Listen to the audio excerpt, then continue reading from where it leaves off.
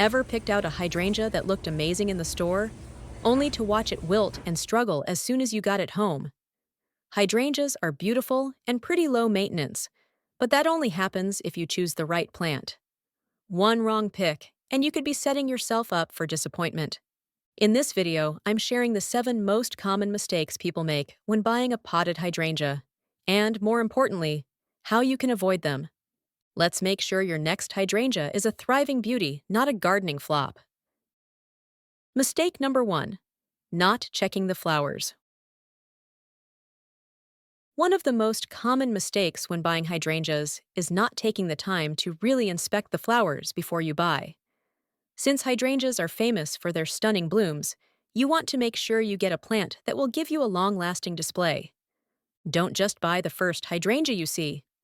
Look for a healthy mix of tight buds and partially opened flowers. That tells you the plant is actively growing and will keep producing blooms after you bring it home. Buds mean more flowers are on the way, and partially open blooms give you a preview of what's to come. Avoid plants with mostly fully opened flowers, especially if the petals look dry, papery, or faded. Those flowers are past their prime and won't last long, so you'll miss out on the full blooming experience. Also, steer clear of plants with no visible buds. Those might not flower again for a while. And a quick tip: for big leaf hydrangeas, flower color can change based on your soil's pH. Acidic soil tends to make blue flowers, while alkaline soil produces pink flowers. So, expect some color shifts after planting. Trust your eye. Pick a plant that looks healthy and that you love. You'll be enjoying those blooms for weeks. Mistake number 2. Not checking the leaves. Another mistake people make is focusing only on the flowers and forgetting to check the leaves. It's easy to get distracted by a plant bursting with blooms, but the leaves actually tell a lot about the plant's overall health. Healthy hydrangea leaves should be a rich, vibrant green with a smooth, full texture. If you see yellowing, browning, or wilting leaves, that's a red flag. These could mean overwatering, disease, or nutrient problems. Also, watch out for spots, holes, or ragged edges. Those signs often point to fungal infections or insect damage. If you spot any of these, it's best to skip that plant and find a healthier one. Mistake number 3. Ignoring the stems.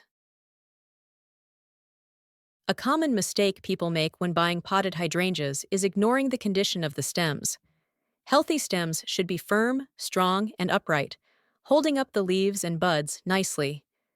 If the stems are soft, discolored, or mushy, that's usually a sign of rot or internal damage. Avoid plants with weak stems because that can seriously affect your hydrangea's health and how long it will last. Mistake number 4. Not checking for drainage holes. One mistake many people make when buying a potted hydrangea is not checking if the pot has drainage holes. Drainage is essential. Without it, excess water collects at the bottom of the pot, creating soggy soil and putting your plant at serious risk for root rot, a problem that can quietly kill your hydrangea from the inside out. Root rot causes the roots to turn black, mushy, and foul-smelling, and even though the plant might look healthy at first, it will struggle to absorb water and nutrients. In many cases, the damage goes unnoticed until it's too late. So, before you buy, turn the pot over and check the bottom. Make sure there are holes that allow water to drain freely. And if you're buying a decorative outer pot, double-check that the inner nursery pot has proper drainage, or be ready to remove it before watering. A quick look now can save your plant later. Mistake number 5. Not checking for pest infestation. This one's easy to overlook, but really important. Not checking for pests before you buy. Before taking a hydrangea home, take a minute to inspect it closely. Look under the leaves and along the stems for tiny insects like aphids, spider mites, or whiteflies. You might also notice webbing, sticky residue, or chewed edges on the leaves. These are all signs that pests might be present. Even a small infestation can quickly spread to other plants in your home or garden, so it's not worth the risk. If you spot any signs of pests, it's best to put that plant back and choose a healthier one. Being a little extra cautious now can save you a lot of headaches later. Mistake number 6. Buying a plant with really dry soil. One common mistake people make when picking out a hydrangea is not checking the soil. It might sound small, but it's actually a big deal.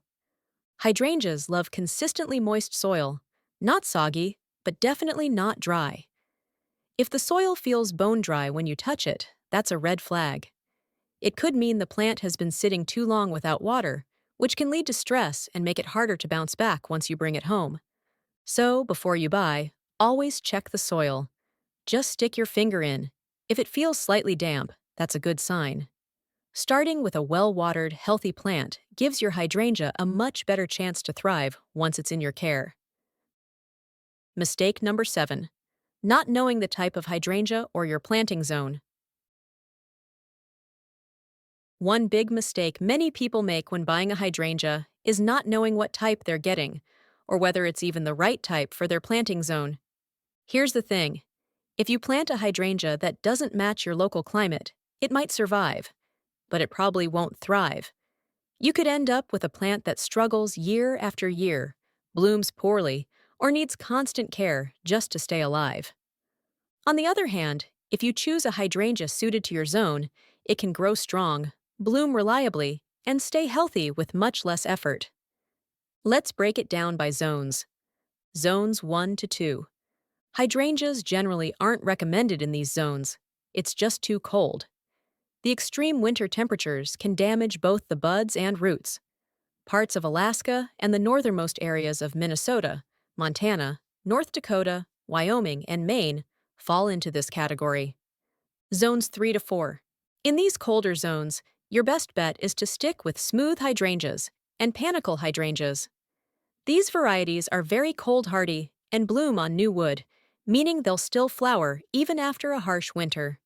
States in zones 3 to 4 include Minnesota, North Dakota, Montana, South Dakota, Wisconsin, Vermont, and parts of Nebraska. Zones 5 to 7. This is the sweet spot for hydrangeas. You can grow almost any type here, including big leaf, oak leaf, smooth, and panicle hydrangeas. If you're in Zone 5 and want big leaf hydrangeas, choose a reblooming variety like Endless Summer and make sure to protect it in winter. States in Zones 5 to 7 include Connecticut, Delaware, Maryland, Kansas, Southern Massachusetts, Pennsylvania, New Jersey, Southern New York, Virginia, and West Virginia. Zones 8 to 9. Warmer zones can grow a variety of hydrangeas, but the challenge here is heat, not cold.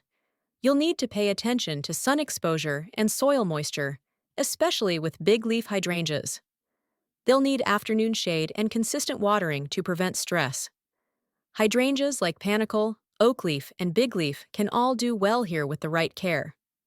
States in Zones 8 to 9 include Florida, Georgia, Louisiana, California, Arizona, and Texas. Get your free hydrangea plant care tracker. Want to stay on top of fertilizing, propagation, and soil pH adjustments? Download my free hydrangea plant care tracker Printable. Link in the description below. Learn how to propagate hydrangeas from stem cuttings. It's easier than you might think. I've had great success with this method, and the best part is how simple it is. I put together a 3-part video series where I walk you through the entire process, taking the cuttings, planting them, and then showing you the results 1 year later. Please like and subscribe. Thanks for watching.